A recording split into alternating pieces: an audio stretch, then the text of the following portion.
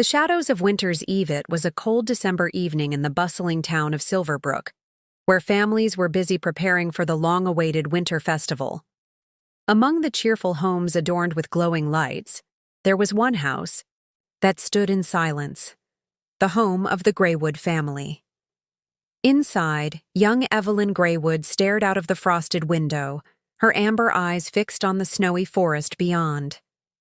The winter festival was a grand event that Evelyn used to adore. But this year, everything felt different.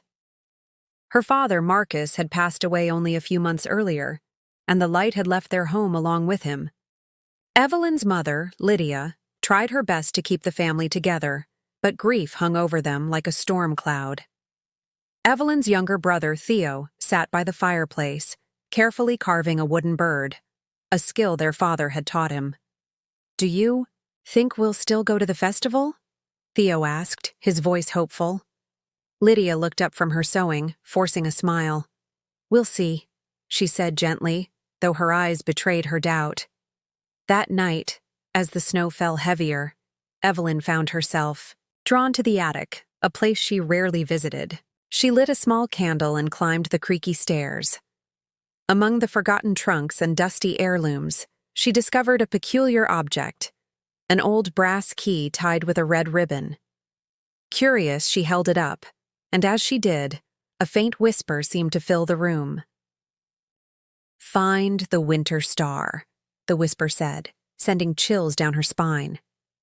Startled, Evelyn dropped the key, but after a moment's hesitation, she picked it up again. The whisper did not return, but the words lingered in her mind. The next morning, Evelyn showed the key to her mother. Lydia's face turned pale at the sight of it. "Where did you find this?" she asked, her voice trembling. "In the attic," Evelyn replied. Lydia sat down heavily. "This key belonged to your great-grandfather. He once spoke of a secret hidden deep in the Silverbrook forest, something called the Winter Star, but he warned that it was not meant to be disturbed." Despite her mother's warning, Evelyn couldn't shake the feeling that she was meant to find the Winter Star. That evening, as the town celebrated the festival, she slipped away, the brass key tucked in her pocket. The snow crunched under her boots as she ventured into the forest, the moonlight guiding her path.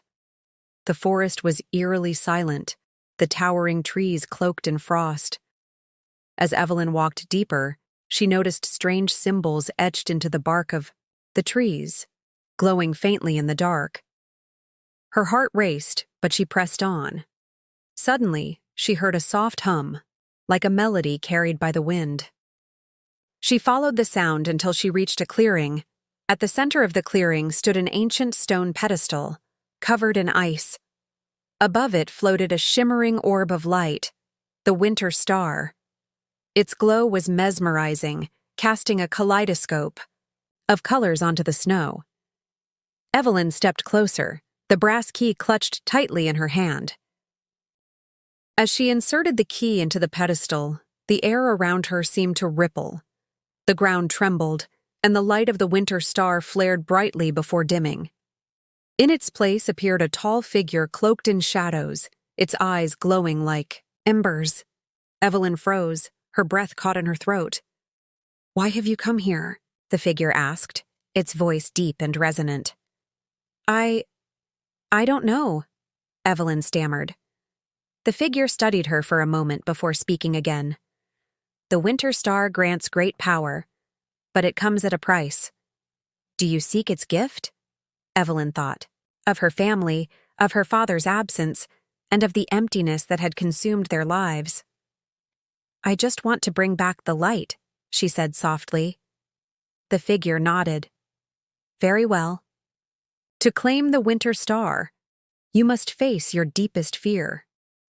Before Evelyn could respond, the clearing around her dissolved into darkness. She found herself standing in her own home, but it was silent and cold. The fireplace was dark, and the shadows seemed to stretch and twist unnaturally.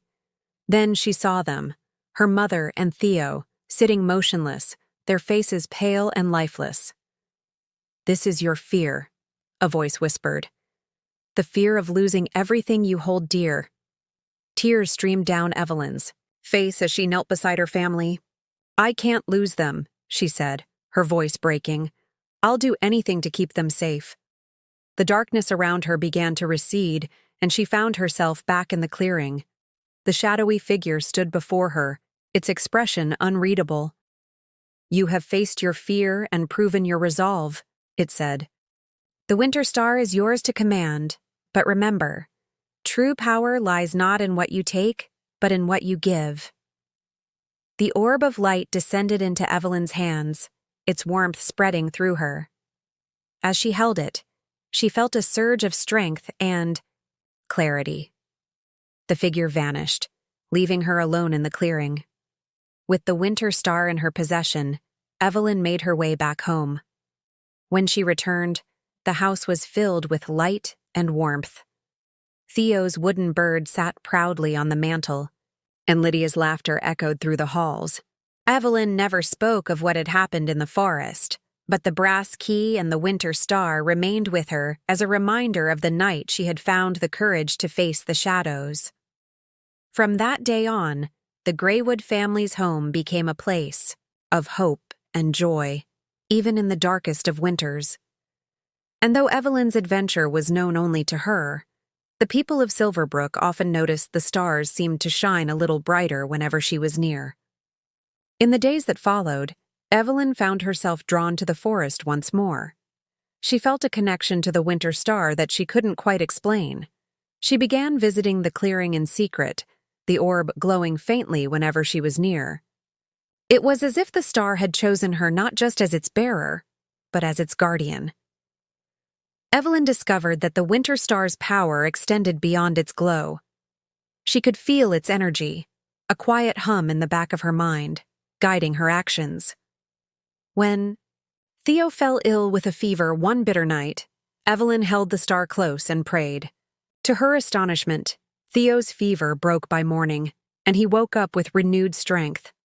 Lydia was overjoyed, but Evelyn knew she couldn't take credit.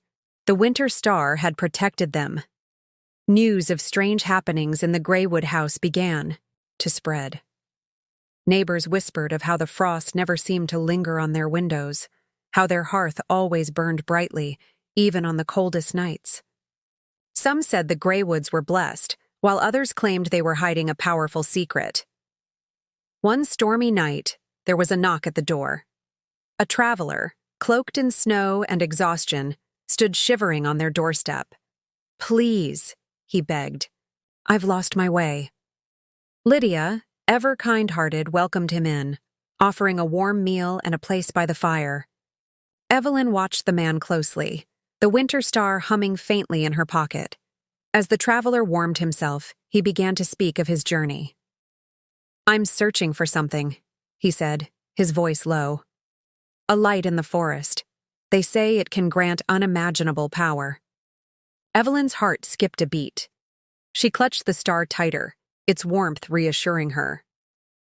"Why would you seek such a thing?" Lydia asked, her tone cautious. The traveler hesitated, his gaze fixed on the flames. "My village is suffering," he admitted. "The crops have failed, and the cold has claimed too many lives. If I could harness the power of the Winter Star, I could save them." Evelyn felt a pang of sympathy, but she knew the star's power came at a cost. "The Winter Star is not something to be taken lightly," she said, her voice steady. The traveler's eyes snapped to hers, suspicion flickering across his face. "You speak as if you know of it." Before Evelyn could respond, Theo's voice broke. The tension. "Evelyn is the bravest person I know," he said, his small hand clutching her arm. "She'll know what to do." The traveler's suspicion softened into curiosity.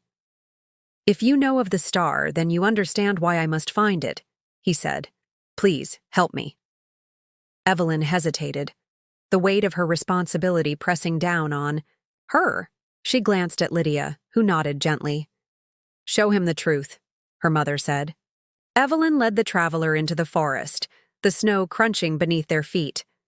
As they approached the clearing, The traveler's breath hitched at the sight of the glowing orb. "It's beautiful," he whispered. Evelyn stepped forward, placing a hand on the pedestal. The star pulsed faintly, as if recognizing her touch. "The winter star is not just a source of power," Evelyn said. "It's a test of the heart." If you enjoyed the story, please give the video a like, share your thoughts in the comments about what you learned, and don't forget to subscribe to the channel for more captivating tales like this one. Thank you.